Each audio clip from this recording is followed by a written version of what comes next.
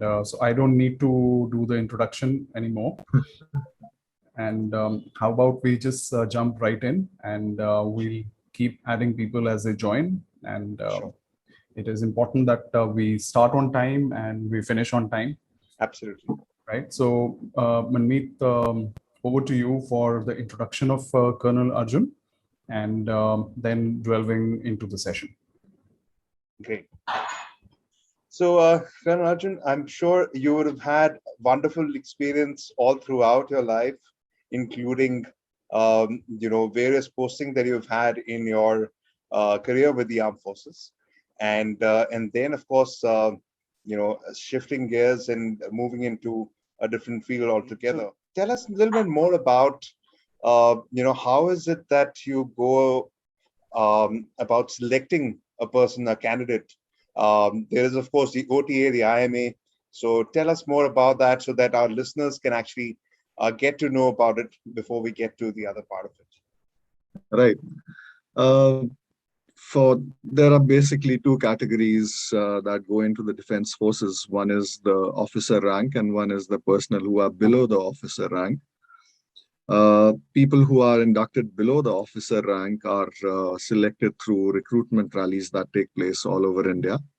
And people who are selected into the officer cadre have to appear in a UPSC exam, which takes place pan-India, I think twice a year for the National Defense Academy. And then you have a separate exam for the Indian Military Academy and the Officers Training Academy. And after these two exams take place, there is a merit list which is drawn up, and on basis of that list, you are called for an interview that takes place over I think 5 days. And in the course of this interview, you are tested for various attributes like your IQ, your psychological abilities, your leadership abilities, and whether you are strong at heart or not, and your ability to converse and to talk to people. And more or less, these are the things that you are tested for. If you do make it in the interview, you are then sent in for a medical examination. And that depends upon the service that you have chosen, whether you have chosen to go to the Navy or to the Air Force or to the Army. Each has its own medical standards. And if you clear that, you again have a merit list which is drawn. And if you make it in that merit list, you go for your training. True. Absolutely. So very well summed up. I also have noticed one very peculiar thing in your profile when you mentioned about the fact that you're happily married. So that's something which is more of a oxymoron, especially in today's day and age. But I would, like you to throw some light on that, and I'm sure all of us can really learn from that as well. This was more on a lighter vein, because I found that LinkedIn had started becoming more of a Facebook, and the kind of requests and the kind of conversations that were turning up weren't exactly what you would term as networking or business opportunities or the corporate world. But having said that, being happily married, I think, is a very, very important thing in today's life. And it's one of the things that I would be talking about in my talk, which is scheduled after this. So Sure. it's one of the things that that really affects the way you work. Yeah. So I think it's a very, very desirable attribute in somebody whom you're going to hire. Sure. So, what has been the biggest challenge that you faced so far in your career? I'm sure there were many, specifically when it comes to decision making. It's all about being on the spot, and of course there are juniors who look up to you all the time, seniors who wish that you would take decisions on your own. So, what is the most challenging decision that you have taken in your career with Yan? I think perhaps the most challenging decision was to leave Army. Uh, you know, uh, you're at a stage in life where you are very, very comfortable. You are well entrenched, if I put it in military jargon. Uh, you're doing well. The path ahead seems to be, It's downhill in terms of the rigor and the difficulty of it, and it's uphill in terms of the promotions and the benefits that are going to come in terms of uh, the perks and privileges and those kind of things. So that was, I think, a very difficult call at the age of 41 to decide that this is where it stops, and I now need to move on and start again from scratch. So I think that was the most difficult decision for me. Wonderful. Now, without much further ado, the stage is with you. We're all eagerly waiting for you to start the session. All the best. Right. I'm going to share a small presentation with everyone. And since I was told that I have 25 minutes, I have tried to restrict it to just about 7 work lessons that I've learned from the armed forces. 7 is a good number. We in Sikh mythology, we also have Sat Sudhan.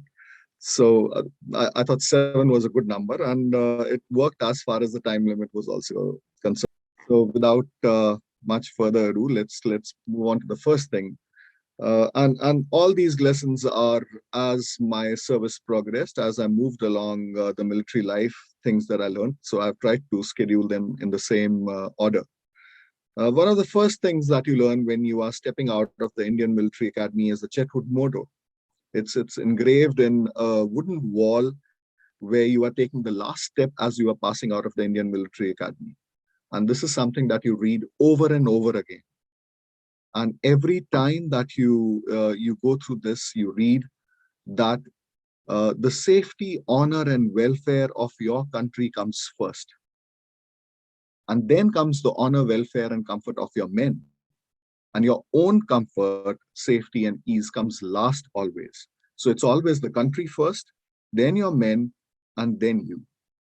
And one of the previous talks, I tried to change this to the corporate world. There are only 2 changes that you need to make in this. The first is that instead of the country, when you're in the corporate world, you can simply change country to company. And instead of your men, you can change it to the team. As long as you're keeping your company first, as long as you're keeping your team after that, and as long as you're keeping yourself last, I think you're all set to go, irrespective of whether it's in the army or whether it's in the corporate world.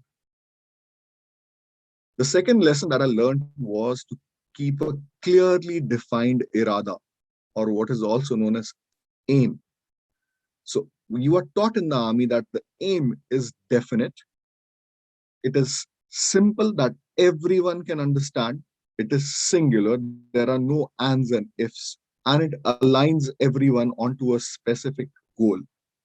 So your irada may be, as if you're going for firing, it may be as simple as ek goli, ek dushman. That is, for every bullet you have to knock down one enemy. It's a simple aim. Or irada for me when I'm at the London Business School is to excel in the course. That's a simple, single, and clearly understood. As long as the aim is clear in your organization, whether you want to set a target of, we are going to earn 100 crores in the financial year 2020-2021, period. Everybody aligns to that particular aim and works towards that. So the second thing that I learned was keep your aim clear. Third thing that I learned was to command respect and not to demand respect. You know, when we were getting commissioned, we had this ustad in the Indian Military Academy who told us that Sahab, aapne tare to pehen liye, inke liye ab izzat kamani padegi. So you won your stars, and now you need to earn the respect that is due to the stars that you are wearing. And to earn that respect, you've got to be better than the men that you are commanding. So you've got to excel in every specific field, in every specific sphere that you are interacting with them. You've got to be better than them in physicals. You've got to be better than them in intellect. You have to be better than them in firing. And when I transfer all these things to the corporate world, if you are a team leader or if you are running your own organization, You have to know everything that you expect your teams or the people that you are leading to know. The fourth lesson that I learned was from my first unit, which was a Khalsa Paltan, pure Sikh. Thing that they taught me was Saab Ade So Chad. That is, the stiffest tree breaks the fastest. So you got to be flexible. You have to be agile. And maybe the Kargil war is one of the best lessons for this. If there is a frontal attack which is not going to work, you need to take a different route. You need to take a different approach. You need to do a cliff chop. Let's do a cliff chop.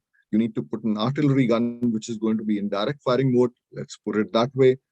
You need to be innovative in your approach. And you cannot be stuck on to one place or to one particular thing and keep banging your head against that. That is the fourth lesson that I learned. After that is survival brings out the best. Just a few minutes ago, we were talking about how crisis gives birth to innovation. And maybe a year ago, Zoom or the way we are interacting with each other now was probably never even conceptualized or never thought was going to be feasible or effective. Yet that's the preferred mode of communication today, and it is so convenient. You do not have to come to a hall. You do not have to go anywhere else, and you can communicate with each other. So survival actually brings out some of the best opportunities. On the other hand, complacency actually leads to extinction. So you should never get complacent. The minute you get complacent is the time that the counterattack is going to come onto you. So you won a post, you cannot sit back and you cannot rest that I won this and now I'm going to rest. That's the time that the enemy is actually going to come and get you. And that is what happens in the corporate world too. If you reflect upon Kodak, or if you reflect upon the Nokia, the mobile phone division of Nokia, you get too big, you start thinking that possibly there is nothing else after this.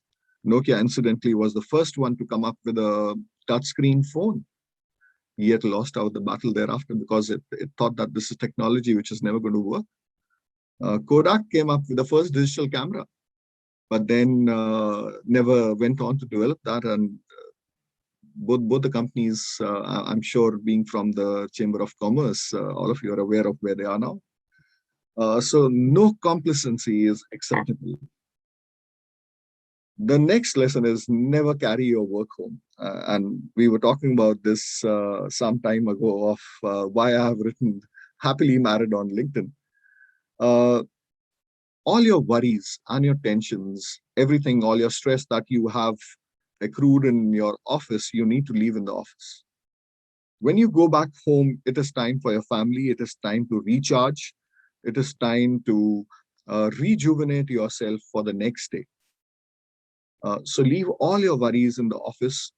Whatever time you are getting to spend with your family, with your loved ones, or wherever you are, give them 100% of the time that you have. I think it's due to them. At the same time, never bring your home to your office. We used to have a boss who unfortunately maybe was not going through such a good time as far as his domestic life was concerned. And every time that he would come to the office, we could make out that he's had a fight with his wife. So leave your house at at home, and when you're coming to office, please be focused completely on the office. And the last lesson that I want to share with all of you is have faith in yourself, your own capabilities, on your teams, and in the culture that you've set into your organization. So do not breathe down people's neck. Give them the freedom to work, give them the freedom to operate and do whatever they want. You've chosen them, you've trained them. So have faith in whatever you've done. They're going to produce the results. Like they say in Bollywood parlance, don't become a helicopter eeler. So those are the 7 things that I wanted to share with all of you. And I would be more than welcome to questions. How wonderfully put.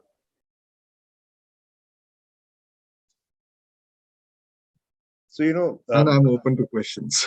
yes, I have, let me just set the ball rolling. So, as they say, that experience is what you get when you don't get what you want. Um, I'm sure, when you were growing up, you would have had something as a goal or something as a mission in your life. So, what is it that had as a goal or as a mission in your life? And do you think you've achieved that? To be very honest, they say that when you find out what you want in life, you've attained nirvana. Wonderful. So I don't think there's this song, I still haven't found what I'm looking for. And true to that, I don't think I've still found what I'm looking for. Even on the path ahead, I'm slowly weeding out things that I do not want to do and homing on to things that I want to do. I think life is all about a constant evolution and a constant choosing of things that you want to do. So growing up, I never knew what I wanted to do. I wanted to become Spider-Man. I wanted to become an engine driver. I wanted to drive buses. I wanted to fly aeroplanes. I don't know. The list is endless. So still finding out what I want to do. Great. Wonderful. So as they say, just keep evolving and growing as an individual, and things Absolutely. might just have your tryst with destiny. Great. Wonderful. So if I may, I'd like to ask the next question.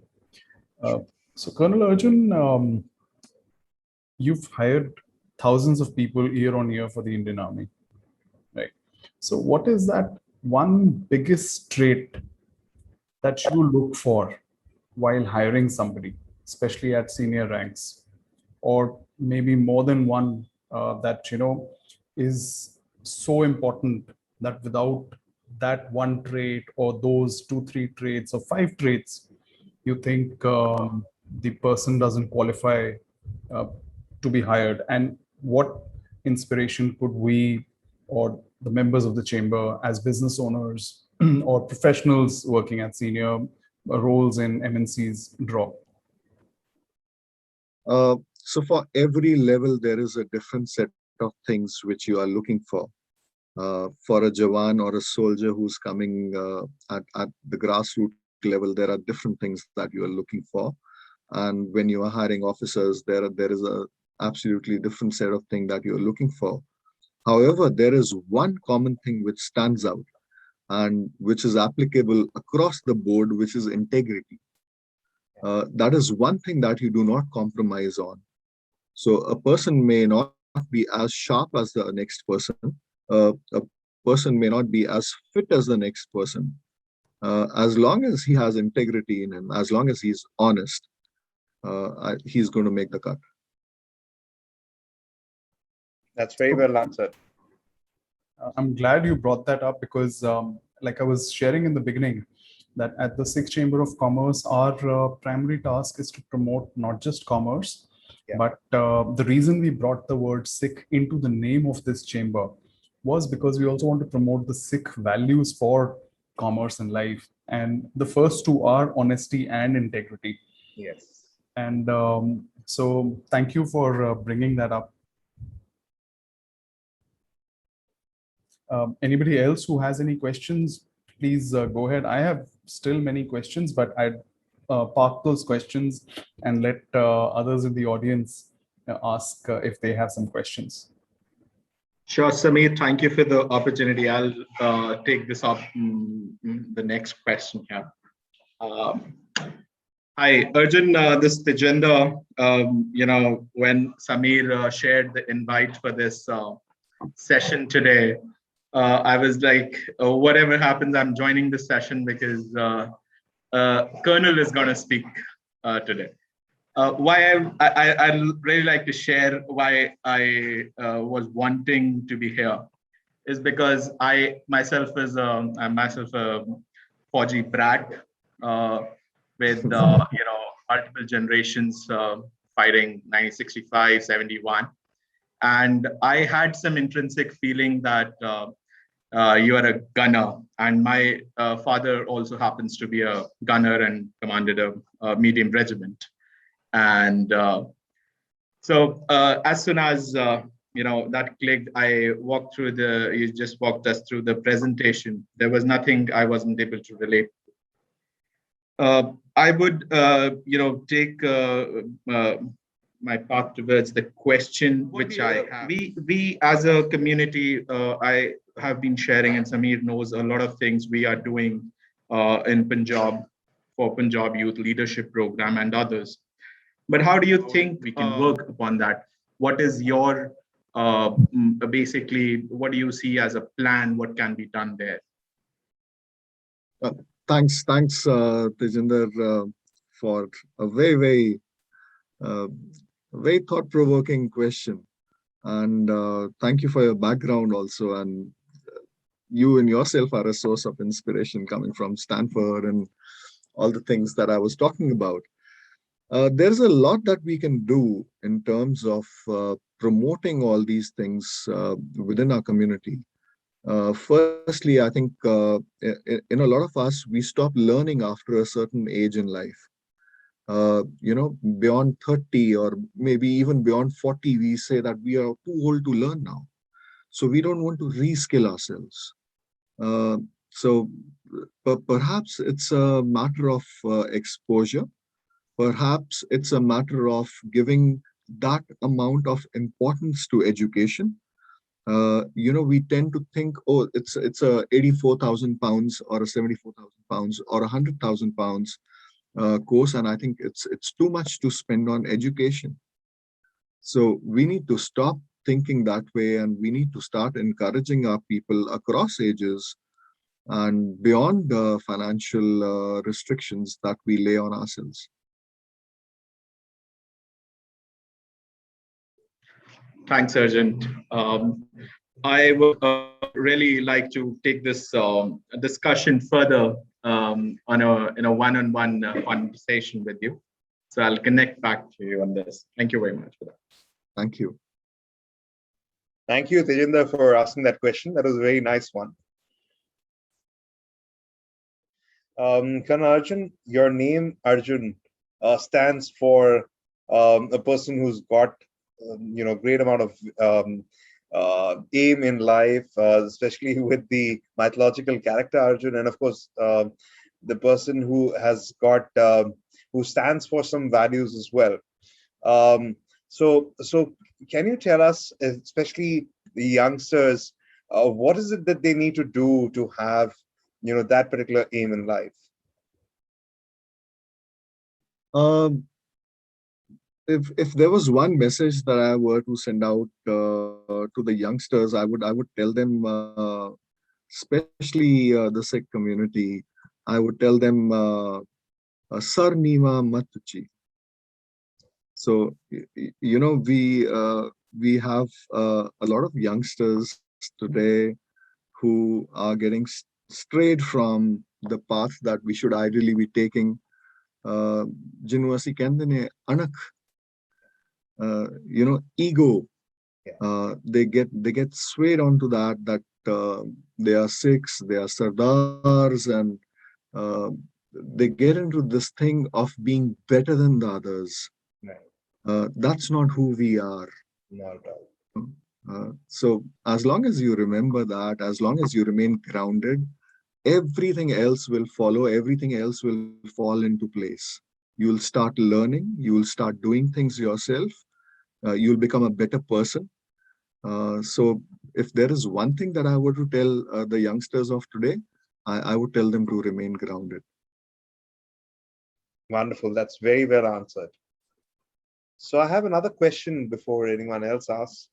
What, according to you, is the best, or rather, whom do you idolize, in the Sikh community, or anyone else, that you would want to share, any personality, and also their personality trait? I'm a papa's boy. So for me, it was my father.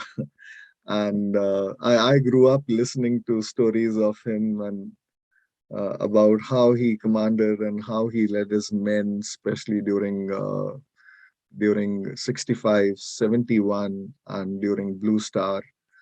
And so I grew up listening to tales of his leadership, his honesty, and his valor. And I still idolize him. He's almost 80 and he's been fighting Parkinson's for the last about 15 years. And he's still going strong. So even at this age, I think he's still giving me a lot of lessons to learn. Wow, that's such a wonderful answer. And yes, in fact, even I do is, idolize my dad. And in life, I would also hope to become half as good as him. So yes, we all look forward to that, and we are lucky that we've had dads who are in the armed forces. So great, well answered. Another thing, Colonel Arjun, if you wouldn't mind sharing, what is it that you would ask? I'm sure you would also sort of had a flavor of the corporate world, and what is it that you would advise people who are in the corporate world to imbibe from the army values into the corporate world? So anything in particular that you would want to sort of take in terms of you already shared a presentation, but then something that you would want them to sort of imbibe in so far as the culture is concerned or in the leadership is concerned. Any few top 3 things that you would want to advise them?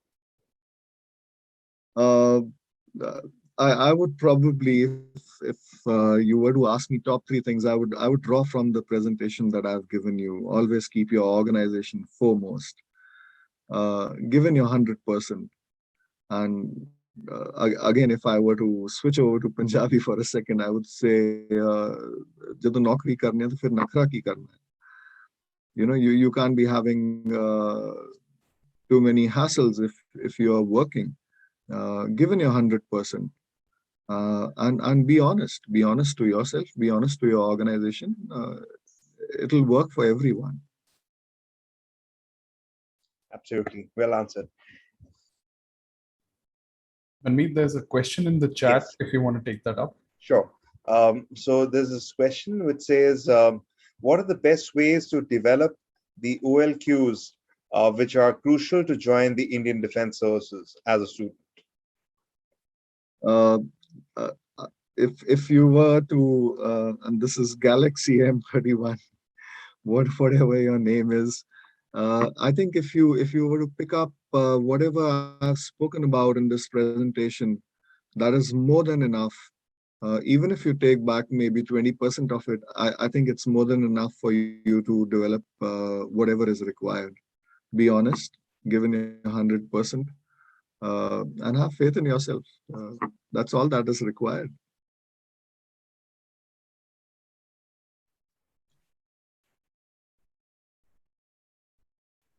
I think that's Ritika Deshmukh. Yeah, she already shared that in the beginning. There it is. Right. Thank you, Ritika. Thank you.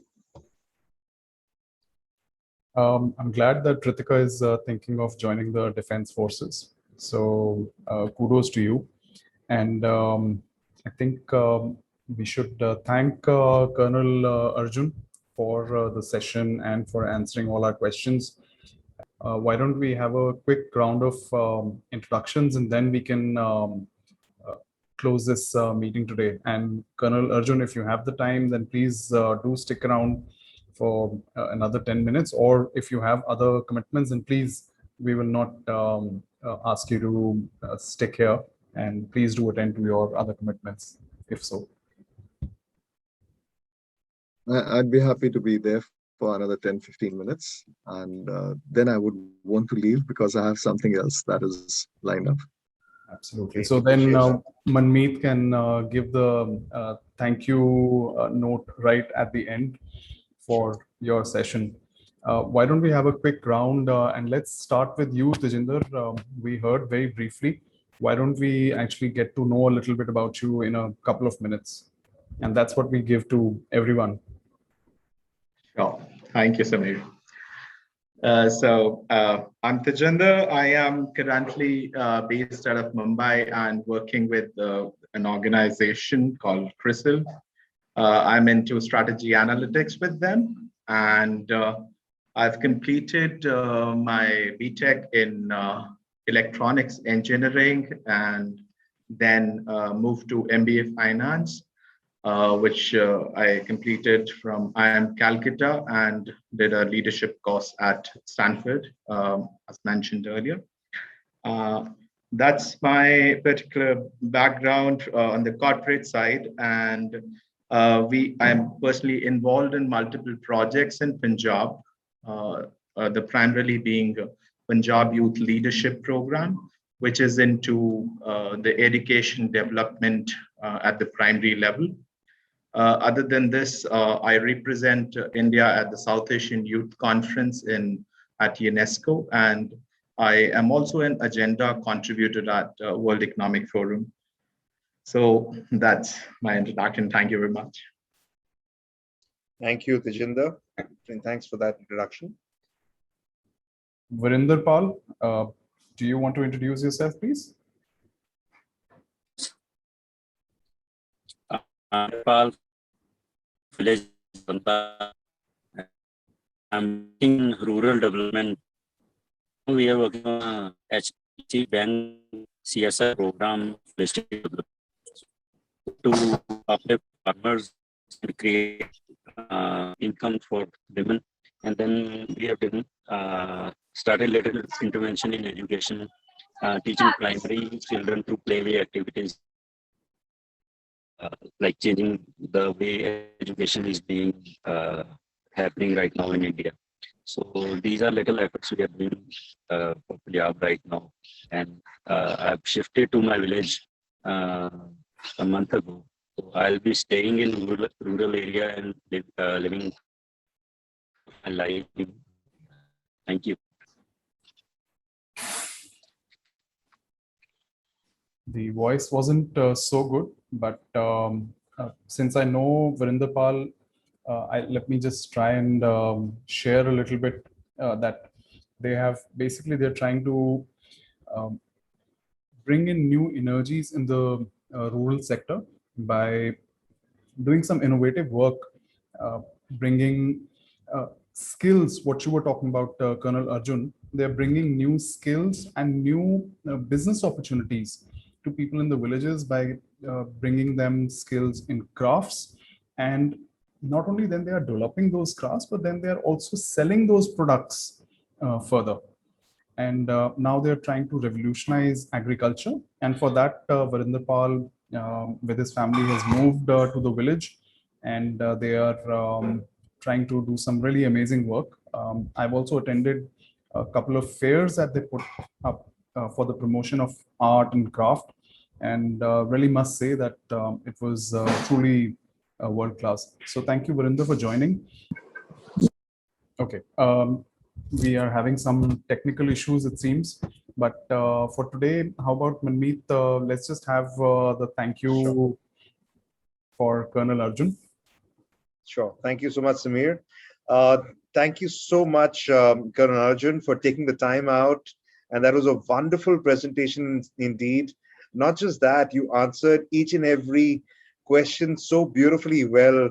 It gives us goosebumps, the fact that you have shared your experiences summed up into just, rather 45, 50 minutes and answered each and every question, the life lessons.